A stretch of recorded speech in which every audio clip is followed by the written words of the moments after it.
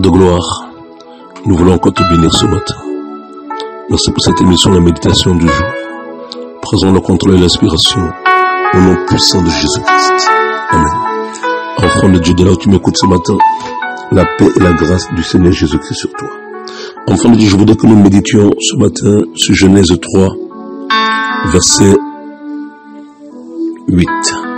Adam, où es-tu? Alors ils entendirent la voix de l'Éternel Dieu qui parcourait le jardin vers le soir, et l'homme et sa femme se cachaient loin de la face de l'Éternel Dieu, au milieu des arbres du jardin. Mais l'Éternel Dieu appela l'homme et lui dit, où es-tu? Il répondit, j'ai entendu ta voix dans le jardin, et j'ai eu peur parce que je suis nu, et je me suis caché. Je voudrais te poser la question ce matin. Où es-tu dans ta relation avec Dieu? Où en es-tu dans ta communion avec Dieu? Quand le Seigneur arrive en Éden, enfant de Dieu, il ne commence pas par dire à Adam, Adam, que fais-tu? Ou Adam, qu'as-tu fait? Il dit à Adam, Adam, où es-tu? Pourquoi? Parce que l'œuvre que devait accomplir Adam dépendait de là où Dieu l'a placé. La gloire de Dieu qui t'a appelé à se manifester dans la vie d'Adam dépendait d'abord du lieu où Dieu l'a placé. Je voudrais que tu comprennes une chose ce matin. La puissance de Dieu, la volonté de Dieu ne peut s'accomplir que là où Dieu t'a placé. Beaucoup de chrétiens servent Dieu, mais ils ne servent pas Dieu au bon endroit. Beaucoup de chrétiens veulent adorer Dieu, mais ils n'adorent pas Dieu au bon endroit. Quand on parle d'adorer, comprenez bien, parce que tu ne peux adorer Dieu qu'en Christ. Le seul lieu où nous sommes appelés à adorer Dieu, c'est en Christ.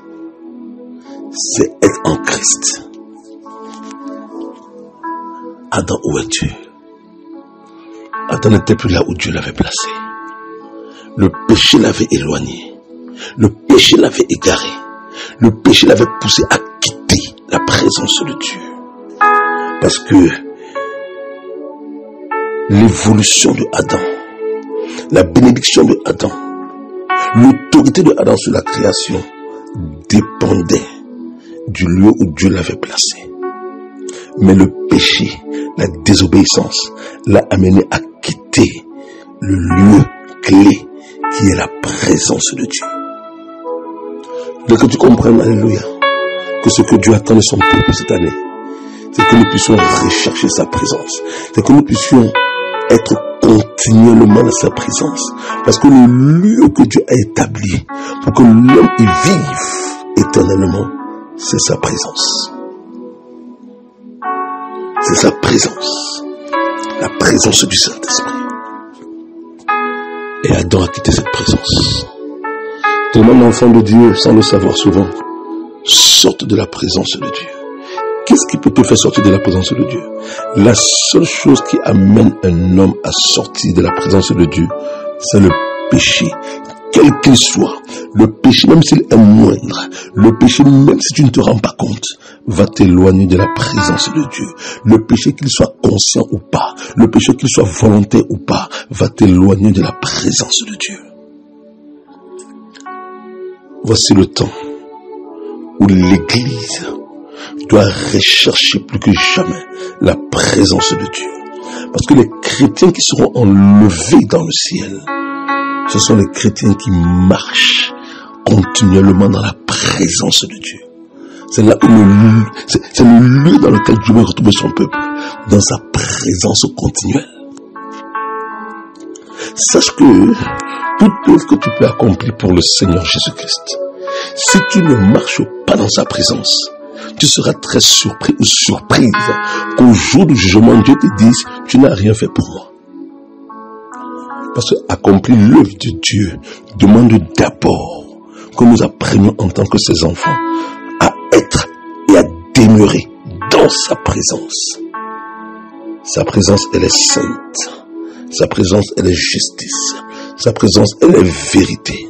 Sa présence, elle est sainteté. Sa présence, elle est amour. C'est pourquoi dans Jean 15, il va dire, demeurez en moi et je demeurerai en vous. L'homme a été créé pour demeurer en Dieu.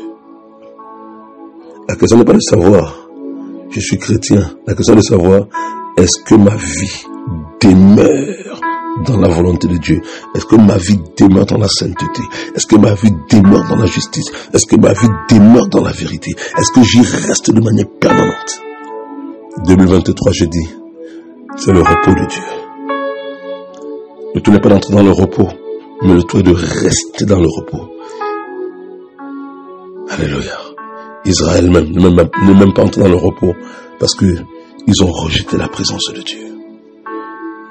Cette année, apprends à rechercher et à développer continuellement la présence de Dieu au nom de Jésus-Christ. Amen.